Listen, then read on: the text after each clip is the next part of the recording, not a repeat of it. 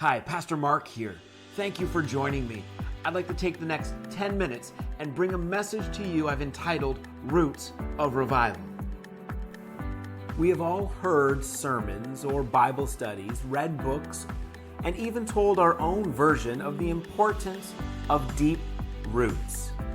That when seasons of drought come, it's important that our roots go deep. That in the storms of life, we need to have deep roots so our faith is not toppled over. I went for a walk this week with my kids through the Millbrook trails. We ventured off trail, had a campfire, made lunch, a good old boil up. Then with full bellies, we got back onto the trails and found this one trail with a sign on a tree naming this one stretch Roots Revival. Now, in the world outside of the church, Roots Revival would normally refer to a music style. A Roots Revival, otherwise called folk revival, is a trend that includes young performers popularizing the traditional musical styles from their particular ancestors. Here in Millbrook, it refers to a mountain bike trail that goes downhill, bouncing the riders over and off of exposed cedar tree roots. It's a blue rating trail, so that means intermittent difficulty. It drops 12 meters in elevation over only 260 meters of trail. Probably something you don't want to do in the winter under snow and ice, but it makes for a beautiful walk, that's for sure. However, when I saw the sign on the tree marking the trail, Roots Revival, my mind went not to biking or to music, but to the church coming alive and seeing a mighty move of God. When a seed is planted, before any sign of life on the surface is seen, something happens in the unseen areas. Before revival is seen in the services, something happens in the unseen prayer life of the people. Roots begin to sprout before the tree is visible. A study or look through the pages of the history of revival, you will see a commonality from the revivals in Ireland in the 1620s, to the Great Awakening of the 1740s, to Azusa Street, to just about every revival you can find. Revival is preceded by intentional, sacrificial, extended times of prayer. The roots of revival are the prayers of the people. Roots bring forth life and maintain life. We cannot afford to lose the roots of revival. In fact, if revival is what we long for, then the roots must be increased and deepened.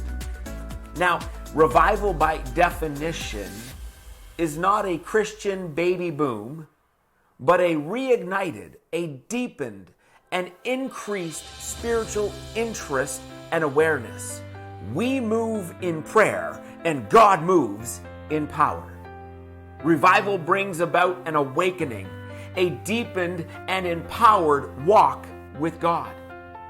Salvations should be the byproduct of revival, because when there's new life in the church, deepened relationship, empowered, woke believers living in the midst of a move of God, salvations happen as we just do life with Jesus every day.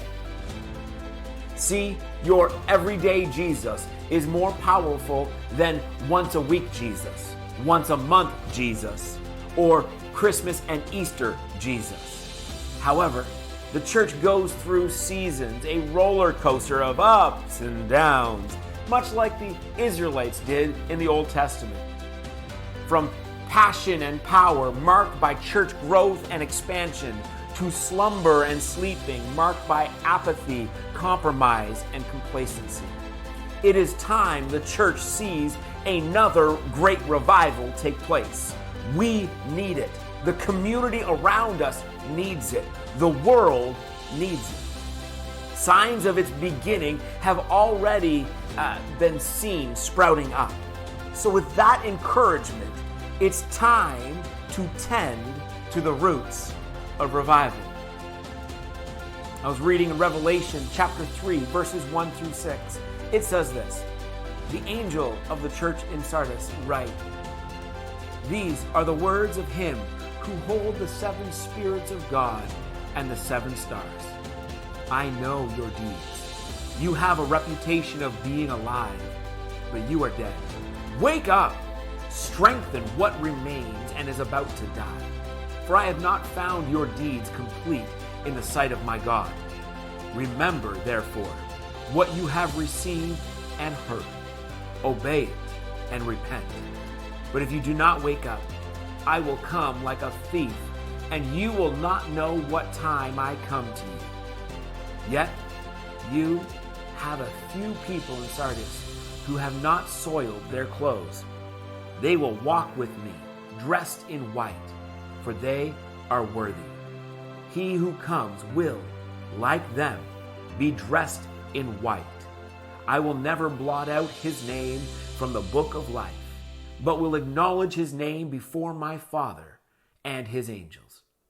He who has an ear, let him hear what the Spirit says to the churches." It is time to wake up. Lockdown doesn't mean shut down. It's an opportunity for the church to kneel down and dig deep in prayer. Kneel down and tend to the roots of revival. Isaiah 40, verse 29 and 31 give us some encouragement. "He who gives strength to the weary and increase the power of the weak. Even youths grow tired and weary, and young men stumble and fall. But those who hope in the Lord will renew their strength. They will soar on wings like eagles. They will run and not grow weary. They will walk and not be faint." Verse 31 is the very key verse to this passage. "But those who hope in the Lord will renew their strength. They will soar on wings like eagles. They will run and not grow weary. They will walk and not be faint."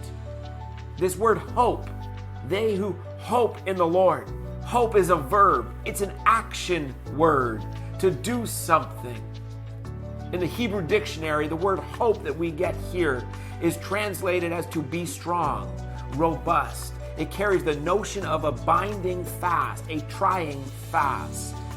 To expect, to await, to expect anything and something, to expect of Jehovah, to wait together. See, they who wait on the Lord will renew their strength. When you put your hope in the Lord through active prayer, it gives you an inner strength to soar in the faith above the madness of the moment. This verse 31, those who hope in the Lord will renew their strength. They will soar on wings like eagles. Jesus mentions something ever so close to this in its sentiment in Luke 18, verse 1. Then Jesus told his disciples a parable to show them that they should always pray and not give up. He's saying, don't get discouraged. Keep the hope. How do you keep the hope? Pray always. This is a season for our roots to deepen, our focus to turn outward. The time for missional living is now. The need for salvations is at hand. The path is revival, and the roots of revival are found in prayer. So let's commit to an increase of our personal prayer life this week. Start basic and move beyond as you deepen those roots. Maybe start with a plan of 5 minutes of prayer in the morning, 10 minutes of prayer at midday, 15 minutes of prayer in the evening. To some, this might seem like it's not much at all. In fact, it might be less than what you're already doing. That's great. Change the plan. Do more. To others, 30 minutes seems like a big jump from just saying grace before dinner. It's okay. Just start.